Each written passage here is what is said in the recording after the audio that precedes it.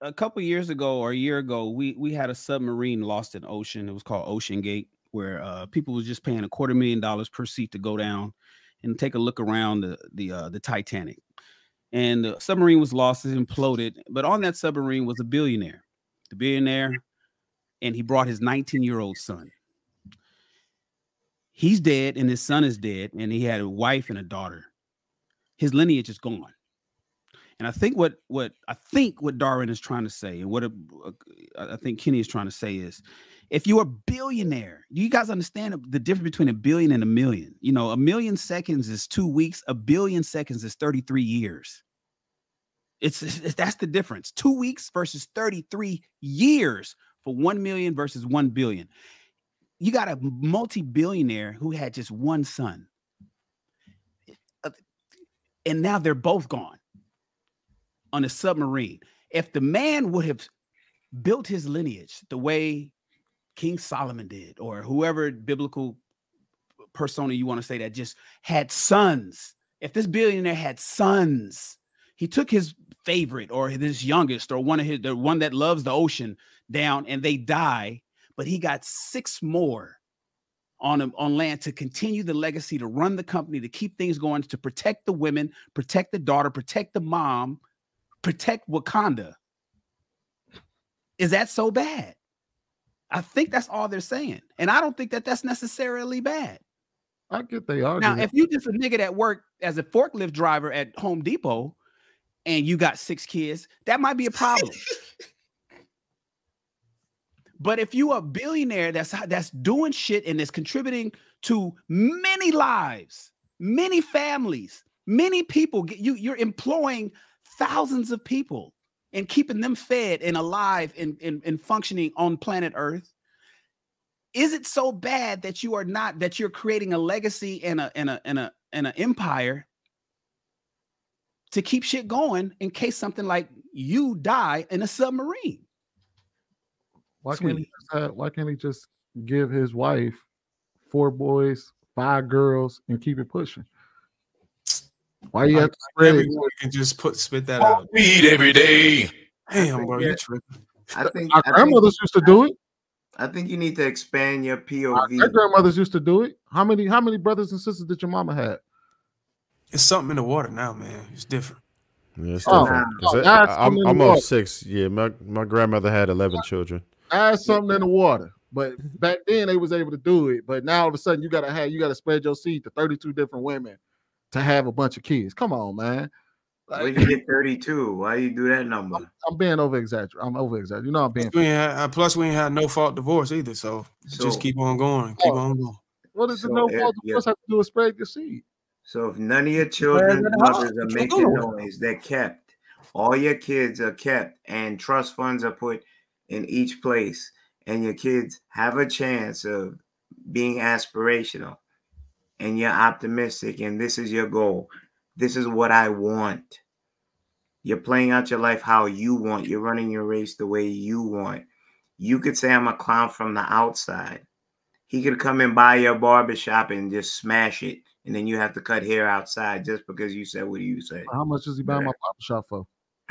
How much is he buying my barbershop for? See, you buy my barbershop off me, you can do whatever the fuck you want to do with it. No, Sweeney, he got you in the corner because let me tell you, you said your grandmother had 16 kids. Pause. I didn't say my grandmother had any. I didn't say nothing about my grandmother. So how many of your kids your grandmother had? Shit. Let's see. On my mama's side, let's just say 16. I don't give a damn if it's a lie. On my mama's side, my grandmother only had 4 daughters. Okay, so did she have any sons? No.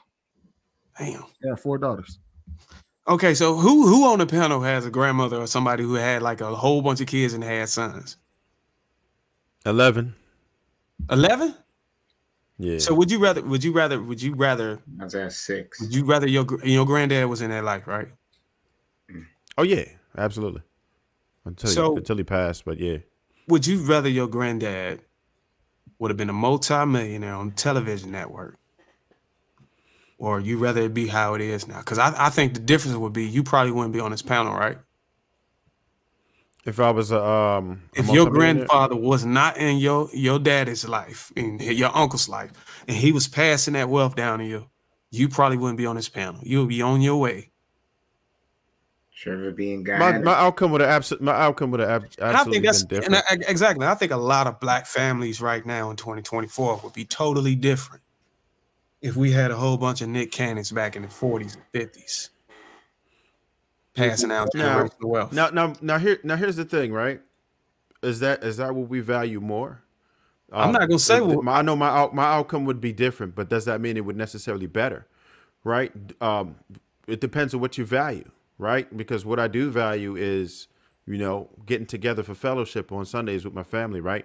What I do value is knowing that my children can come to me and talk to me about anything on demand, pretty much, right? That's what I value more. I value that more than $1. I value the principles that were given to us. I value the success that my siblings are having. Like everybody's doing something well on their own because we were given these qualities. I didn't exclude that. I included those values because think about it. If those guys in the 40s and 50s bit the bullet and did the Nick Cannon way, then obviously me and you right now today would be able to spend 24 hours a day with our kids because of the generational wealth would go so far, we wouldn't have to work. And our kids wouldn't have to work. And the kids wouldn't have to work. So somebody would have had to take the ultimate sacrifice of being the Pookie back in the 40s and 50s and show y'all the rich Pookie so that we will never have to work again and we can spend countless hours with our kids. And all of the money, all of the wealth we got will be coming from the guys, the Nick Cannons back in the 40s and the 50s. Now, who's going to teach us? Who's going to teach us how to manage that wealth? Right, that's part of it. If they don't teach us how to manage that wealth, it's not going to last a generation.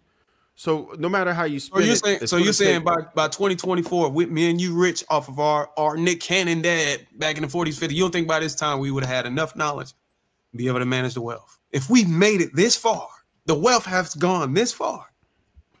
Why? To the 80s, baby. It's possible. It's possible, but we don't know. That far out to have.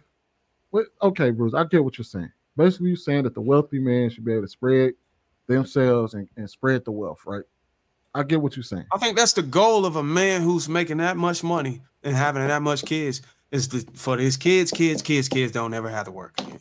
I'm not against that at all. I'm not against that. And even if you say, okay, I wanted multiple women, my whole thing is to at least have them in close proximity so you have direct access to your children. That's my only gripe. However you do it, that's fine. I have no disagreement with that. I just think that fathers should be in their children's lives, right, as much as possible.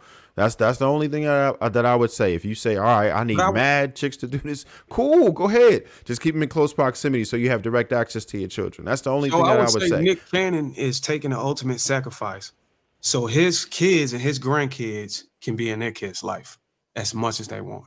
Trade-off and compromises. And nobody's able to see that side of it, so we call them. Most of those situations, you can either take this or that. I have to be out here. I have to be on a jet. I have to be away from you from long periods of time. But here's what I'm assuring you, that you'll be financially well. Your grandkids will be financially well. But I have to do this thing, and this is my purpose. Just know that you will be able to tell a story once you're grown enough and understand well, my mind's a blank right now. What I did for my family, what I sacrificed for my family, for the lineage would be told. Just like the old school. Let's not overshadow that. I had a grandfather who did farming.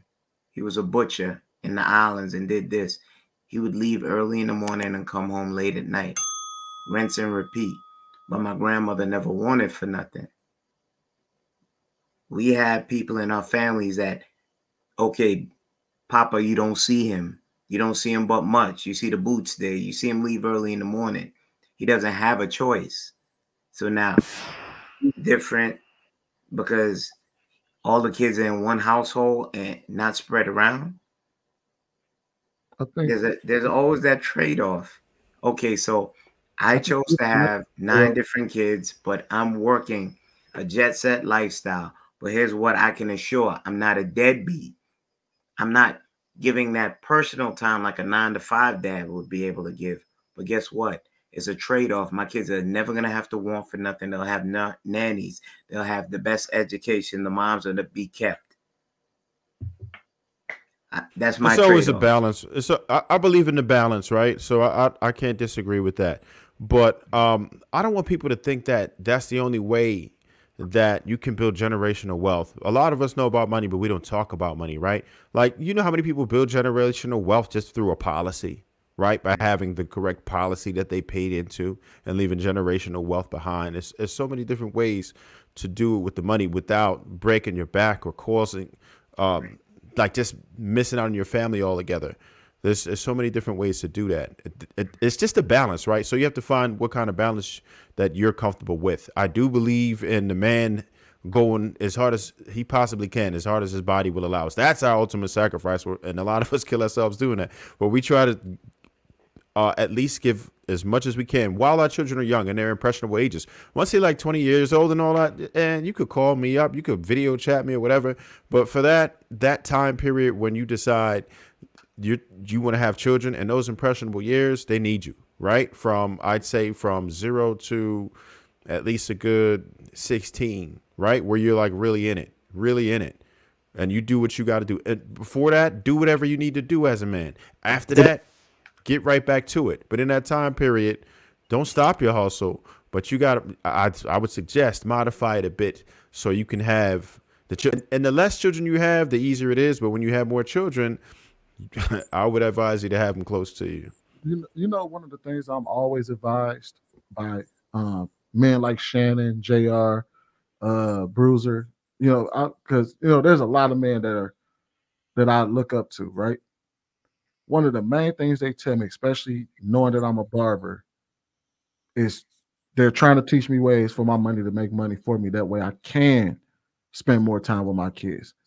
JR was just telling me I think it might have been just on Sunday. He was like, hey, look, you know, I know you like being behind that chair, but you know what I mean? You want to be able to put yourself in a position to where you don't have to be there all the time. That way you can go, I can go watch my daughter who's on the drill team. That way I can go watch my son who wants to be in the band now. Because right now, Saturdays, I work all day Saturday.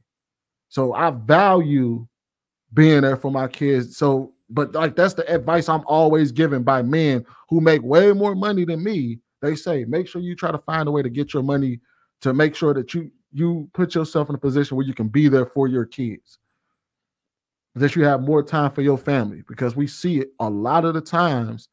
There's a lot of instances where kids don't see their fathers and they don't come out on the other side okay. In a number of ways. It's not always that they come out the most fucked up kids where they come out and be degenerates, but some of them do wind up needing therapy in the end because you weren't there. Some of them wind up suffering in school. Some of them wind up, man, I just needed my pops to holler at me because, you know, man, I've been going through this with this girl, or some of them wind up having a child, or some of them don't get along with their teachers, or the mom is having trouble with them. You know what I mean? There's a lot of things that require us to be there, but then when we're absent, we miss a lot of shit. So that's the position I'm coming from. I get what y'all are saying about spreading the seed thin and all of that, but that's the reason why I'm trying to get my son to come home, trying to move my son and get custody of my son. There's a reason for that. It's because I see the absence of me.